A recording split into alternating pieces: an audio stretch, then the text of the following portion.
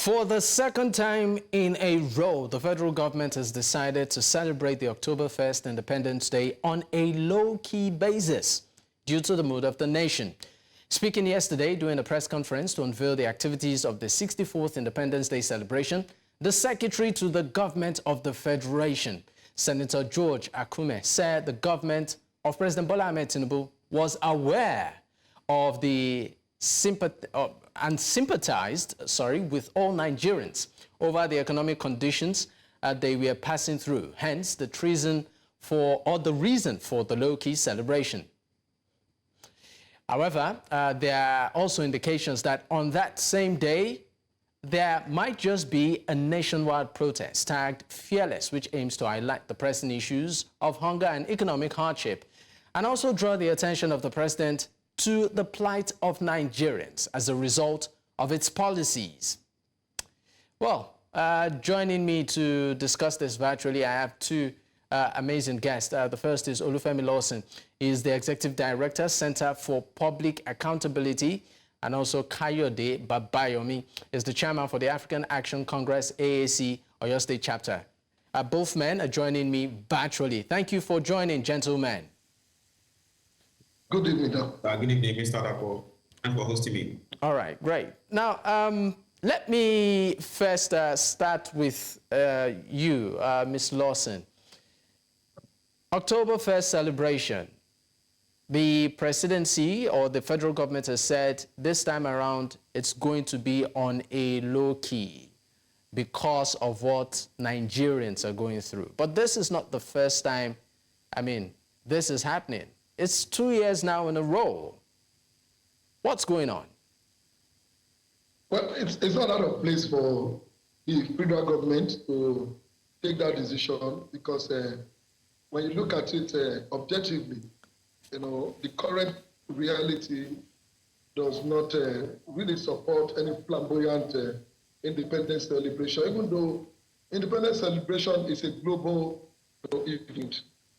Almost every country does that, but as it is in our case, there are reasons for us as a nation to be sober at moments like this, especially when you look at what the ordinary Nigerians are passing through in terms of the economic challenges and, of course, other critical issues that are confronting the average Nigerian.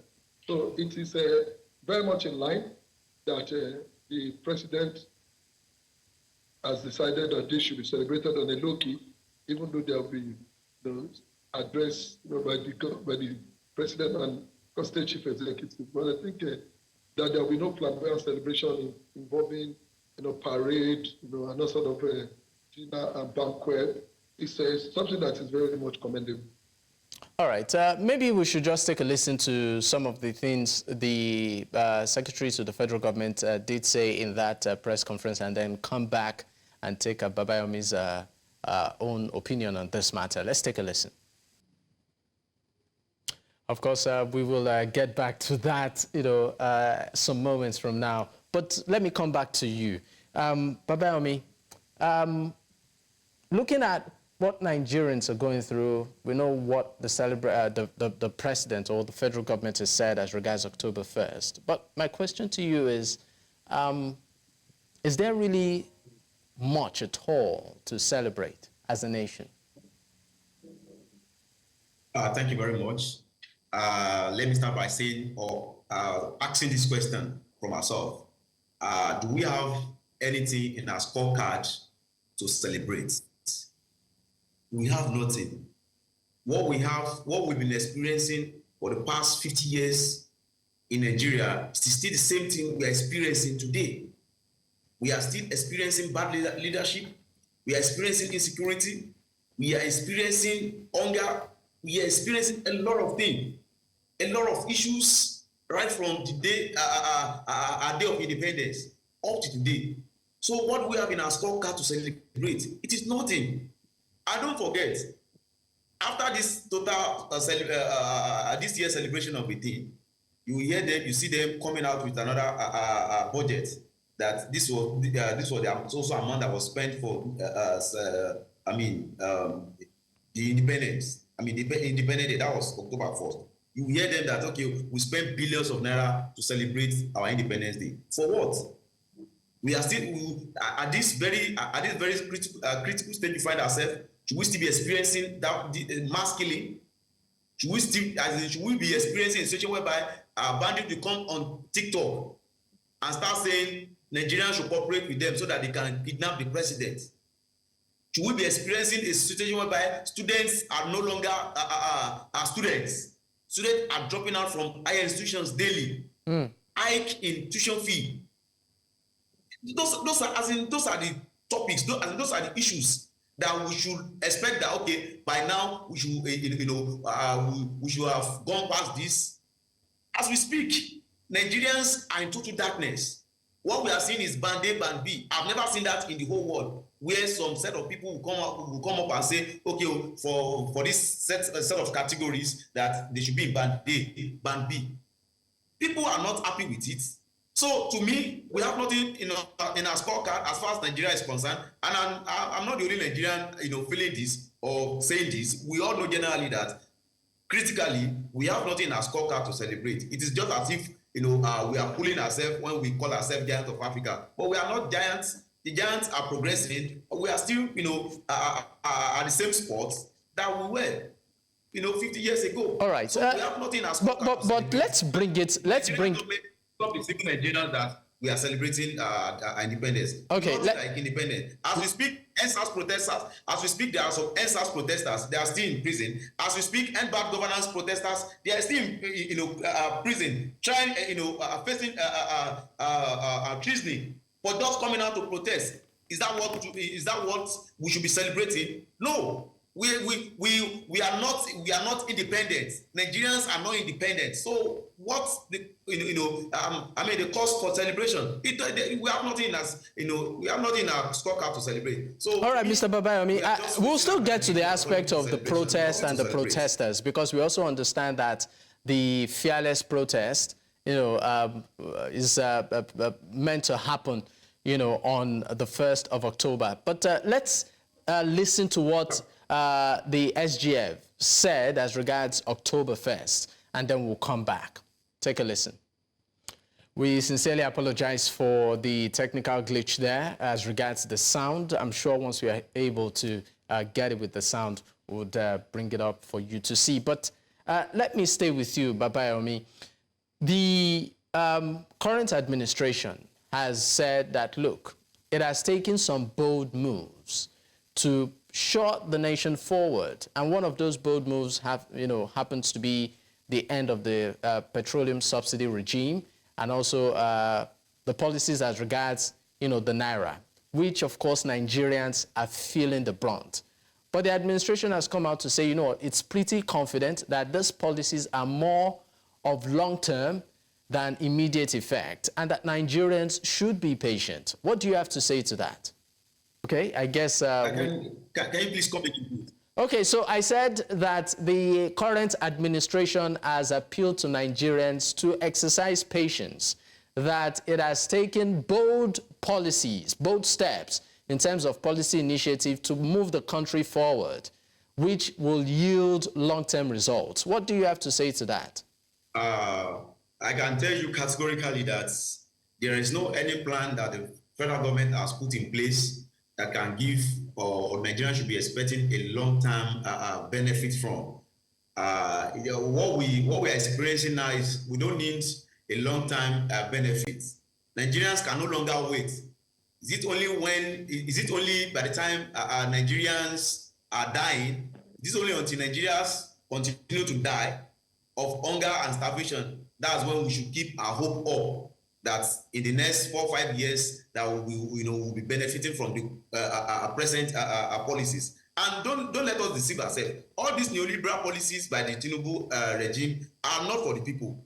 It is just for some certain set of people in Tinubu's government, including himself, because we saw him also buying presidential jets and yachts and all of that, renovating vice president apartments. These are not for the people.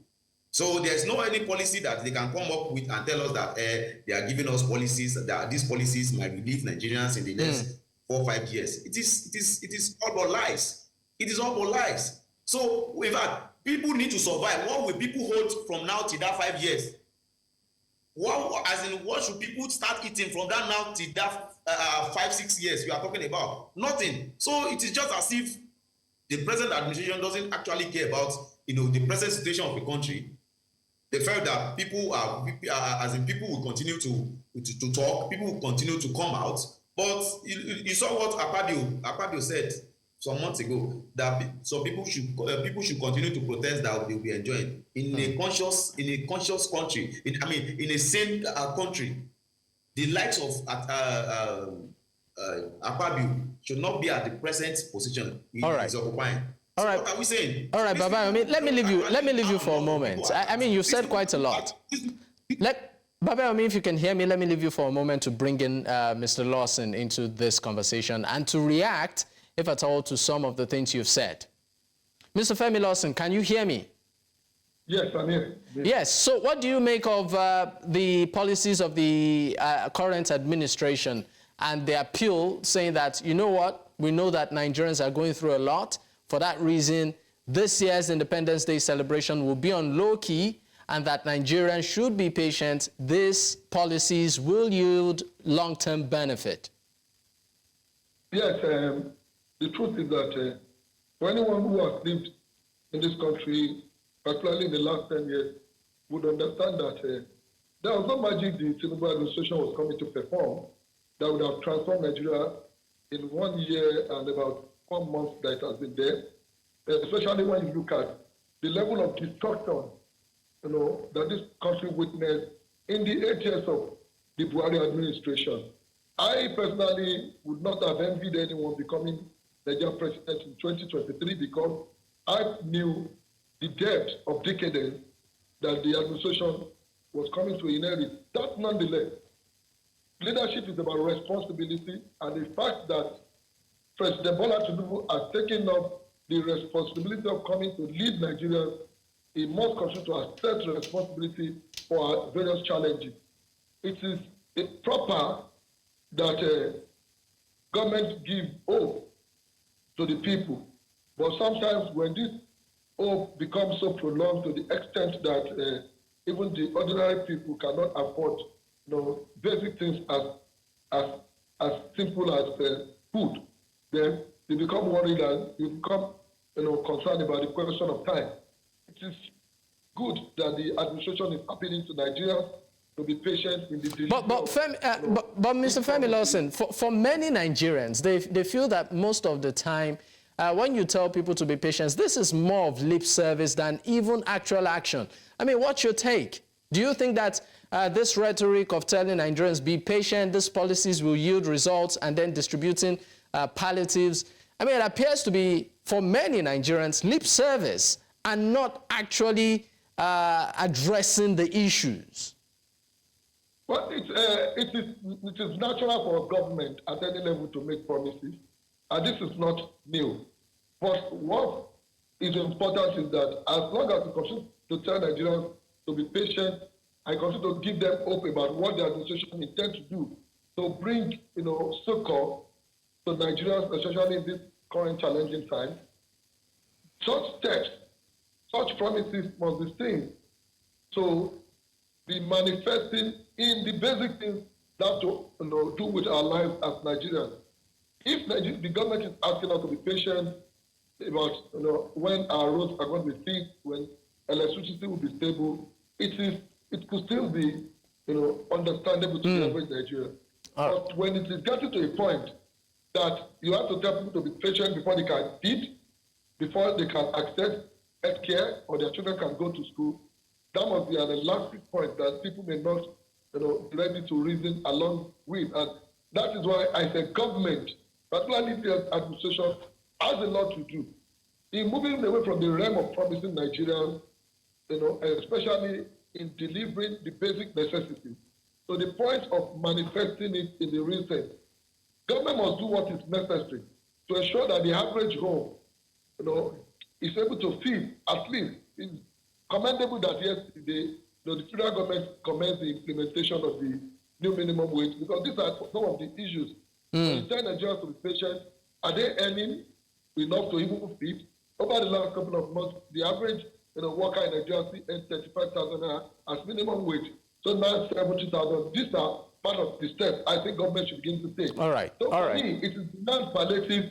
It has to do with policy that make the basic necessities affordable to the and available to the average Nigerian. All right, Mr. Femi Lawson, let me move back to Mr. Babayomi on this one. Now, we know that there have been strong talks as regards a protest on the 1st of October tagged Fearless. I would like to ask, looking at what we saw at doing End SARS and then End Bad Governance, are protests still the way to go? Do they yield the kind of results that Nigerians are looking for? Mr. Babayomi.